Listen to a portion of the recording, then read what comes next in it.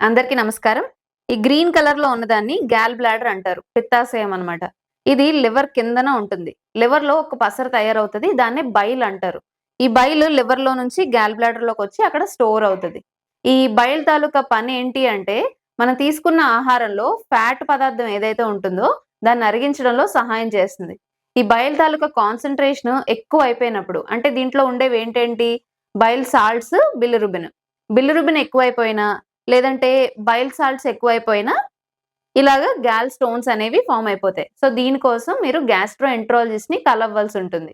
Pain ఏమీ లేనంత వరకు దీనికి డైటరీ ప్రికాషన్స్ మాత్రం తీసుకుంటే సరిపోతుంది.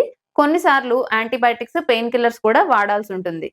ఒకవేళ పెయిన్ బాగా ఎక్కువగా వస్తుంది అనేసనుకుంటే కంప్లీట్‌గా గాల్ బ్లాడర్‌ని రిమూవ్ చేయించుకోవాల్సొస్తుంది. సో, ఇప్పుడైతే లాప్రోస్కోపీ ద్వారా చాలా సింపుల్‌గా ఒక చిన్న చిన్న 3 హోల్స్ పెట్టి ఈజీగా చేస్తున్నారు. రికవరీ కూడా చాలా స్పీడ్‌గా ఉంటుంది. Thank you.